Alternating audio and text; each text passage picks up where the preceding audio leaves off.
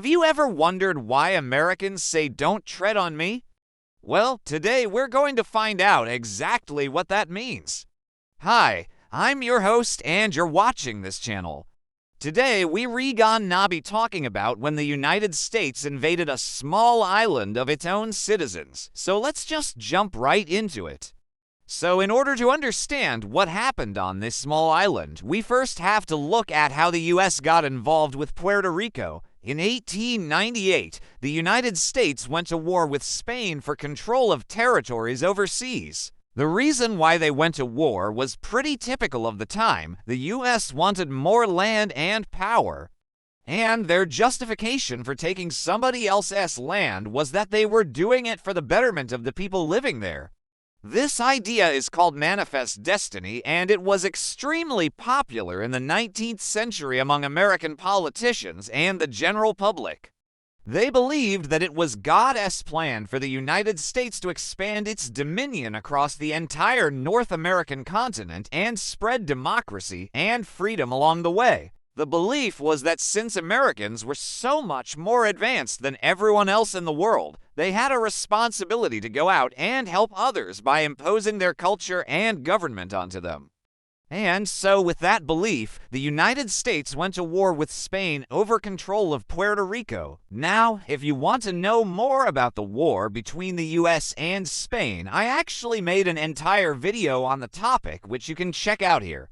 But basically, the US won the war and gained possession of Puerto Rico, Guam, Hawaii, and the Philippines. They also paid Spain $20 million for the island of Puerto Rico, and if you're wondering why Spain gave up Puerto Rico so easily, well, it's because they didn't really have a choice.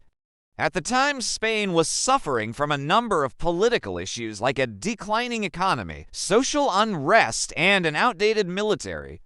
They could barely even defend their mainland, let alone these far-off islands. So they just decided to cut their losses and get rid of them. But anyway, getting back to Puerto Rico, the US had two options at this point. They could either make Puerto Rico a state, or they could maintain it as a territory.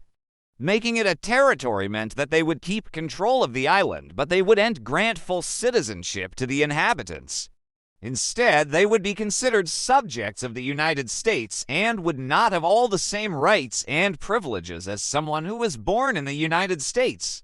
And the second option was to make it a state, which meant that the Puerto Ricans would become full-fledged American citizens with all the rights and privileges that came along with it. However, this option was quickly discarded because the US wasn't interested in admitting another predominantly non-white state. It would have been a nightmare to integrate Puerto Ricans into American society given the amount of racial discrimination that existed at the time. This is why the US decided to keep Puerto Rico as a territory rather than making it a state. At the time, most people on the island were very upset by this decision and they protested.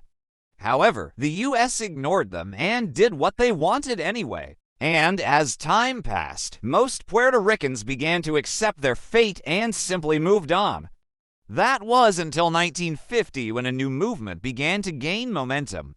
This movement was called the Nationalist Movement, and they wanted independence from the United States. One of the main leaders of this movement was a man named Pedro Albizu Campos. He was a charismatic and intelligent man who was able to unite nationalists from all over the island under his banner. Under his leadership, the nationalists began to organize and plan for independence. They formed political parties, labor unions, and even a military force. The United States was obviously not happy about this movement, and they did everything they could to stop it.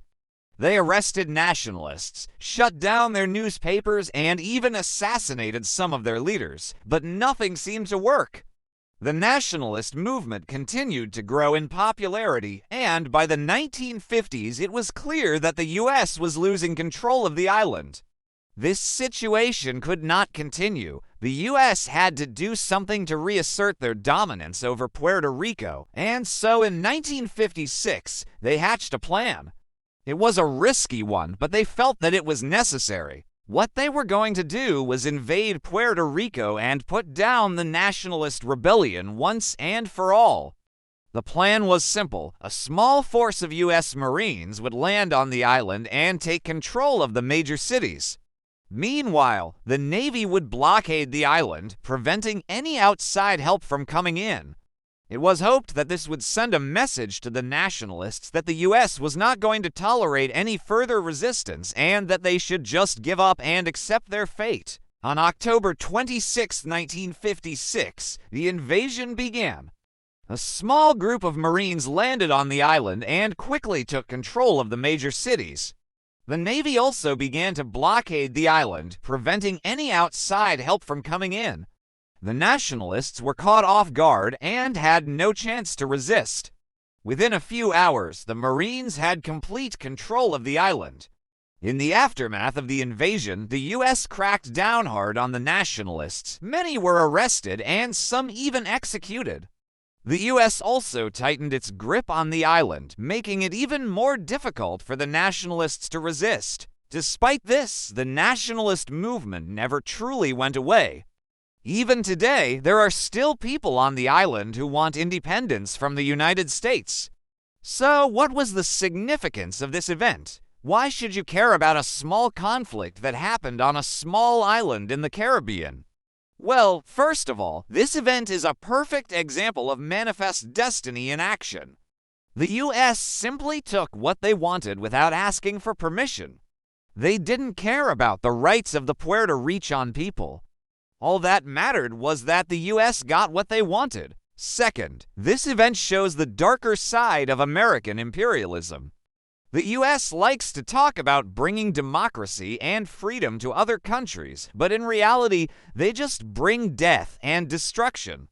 Ask any Puerto Rican and they will tell you that this is not a very positive part of their history. Finally, this event is a warning for the future.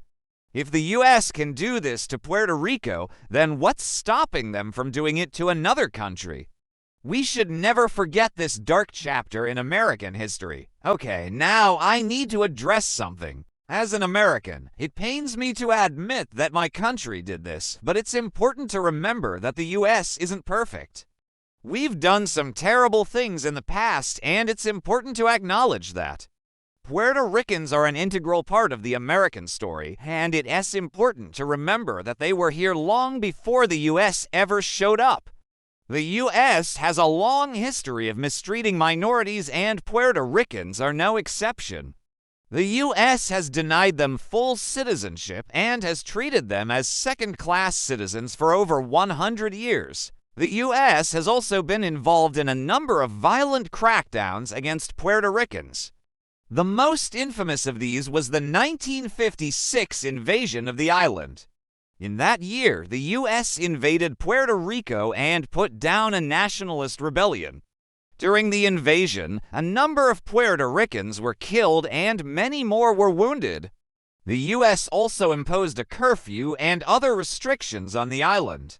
In recent years, however, things have been improving. In 1993, the U.S. Congress passed the Puerto Rican Status Act, which gave Puerto Ricans the right to vote in U.S. elections and to run for office. In 2016, the U.S. Supreme Court ruled that Puerto Ricans were entitled to the same federal benefits as U.S. citizens. And in 2019, the U.S. House of Representatives passed a resolution apologizing for the 1956 invasion. These are all positive steps, but there is still a long way to go. Puerto Ricans are still not full-fledged citizens of the U.S., and they are still denied the right to vote for president. The U.S. also continues to impose economic sanctions on the island, which have had a devastating impact on the Puerto Rican economy. Despite all of these setbacks, Puerto Ricans continue to strive for equality and independence. They are a strong and resilient people, and they deserve our admiration and respect. The U.S. may have invaded and occupied Puerto Rico, but the Puerto Rican people have never given up their fight for freedom and democracy. They are an inspiration to us all. All right, that's gonna do it for this episode. Thank you guys so much for watching. If you liked the video, please hit that thumbs up button below. Also, let me know in the comments section what you think the US should do regarding Puerto Rico. Should they become a state? Should they become independent? Or should they remain a territory of the United States? Let me know what you think in the comments section below. As always, if you want to learn more about global politics, be sure to subscribe so you don't miss any new videos. There's a new video every single day. Thanks again for watching, and I'll see you in the next one.